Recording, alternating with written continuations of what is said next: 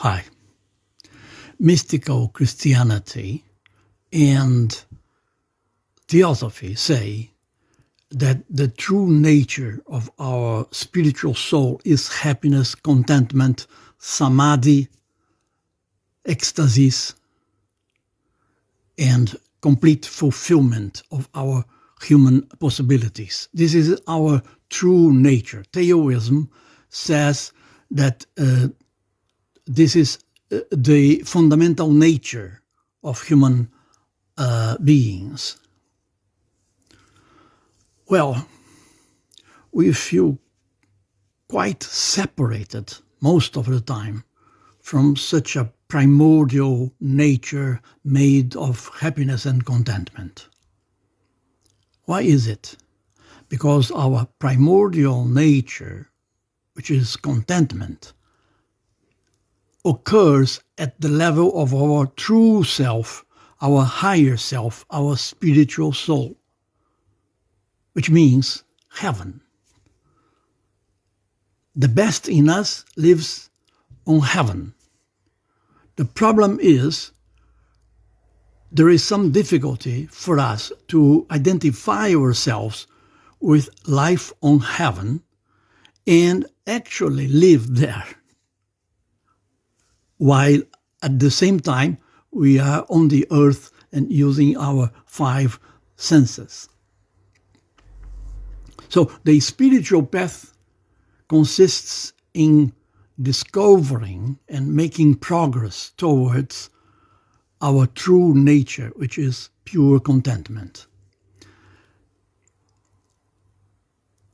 If one can say that the source of contentment is one and consists in our contact with our true higher spiritual self,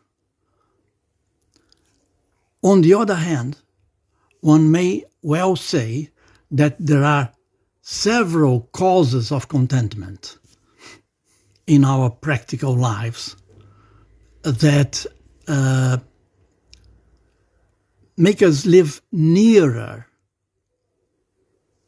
that true and lasting and everlasting happiness. Let us see 5 causes of contentment, 5 causes of spiritual contentment. The first one is attention. We normally are very much distracted by 1001 things, normally external or purely emotional. True attention, full attention, includes attention to our states of mind in daily life, includes a degree of self-responsibility regarding these states of mind and reactions, often automatic and so on. But full attention also means remembering our true nature, remembering our higher self. One Christian would say, remembering the presence of God, remembering Jesus, and praying to Jesus, which represents our own spiritual soul, all the time. Ceaseless prayer. This is full attention to the divine world and to our human mistakes and our human attempts to live in the presence of the divine world. This is the first point, attention. The second one is self-responsibility, not blaming others by our unhappiness, not blaming ourselves either, but understanding that we are responsible for our happiness and our unhappiness. If we suffer, let us investigate the sources. Why are we suffering? Are we suffering because we have some kind of self-delusion? And how much of our suffering is really needed, and how much is fabricated and caused with no need for that, by ourselves. So, attention and self-responsibility. Nothing that surrounds me is, let us say, causeless. I'm the author of all this. I deserve, in one way or another. And some things that I do not deserve, well, in that case, life will compensate the mistakes of others against me. Life will compensate the fact that I may tried my best and suffered in an unfair way. If that occurs, which is hard for us to judge since we are directly involved in such situations.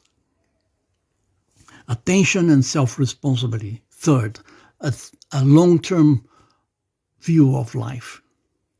One life does not explain much.